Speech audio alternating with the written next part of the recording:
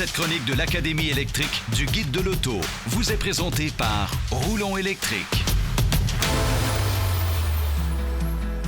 Aujourd'hui, je veux faire la lumière à savoir si on aura dans l'avenir suffisamment d'électricité pour fournir tous nos véhicules électriques. Question importante, là. Est-ce qu'on a suffisamment d'électricité au Québec pour électrifier nos transports? Absolument. Aujourd'hui, si on avait 1 million de véhicules électriques sur les routes, on pourrait les alimenter sans aucun souci. Notre parc de véhicules total au Québec, c'est environ 5 millions de véhicules. Donc, on pourrait également les électrifier. Et comme ça va prendre quelques années avant d'arriver là, on a le temps de voir venir et d'ajuster notre réseau. Donc, on veut aussi électrifier nos trains, nos transports en commun, nos autobus, les camions.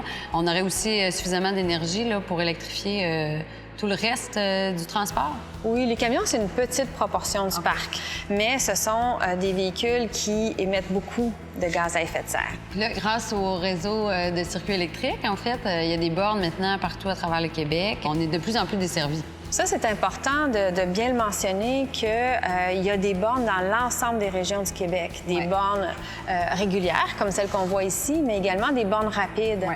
Mais je me demande, est-ce qu'à un moment donné, ma batterie ne pourrait pas aussi servir à nourrir le réseau? C'est un concept qu'on appelle le V2G, Vehicle to Grid. Donc, on pourrait prendre effectivement l'énergie de la batterie et la réinjecter sur le réseau, par exemple, en cas de grande demande. Il y a également un concept qu'on appelle V2H, Vehicle to Home, où est-ce que là, l'énergie de la batterie sert à alimenter la maison en cas de panne. Mais ça, c'est génial. Donc, admettons, il y a une panne d'électricité chez moi. La batterie de ma voiture pourrait là, me donner l'électricité dont j'ai besoin dans ma maison. Effectivement. C'est assez génial. L'enjeu, c'est plutôt commercial.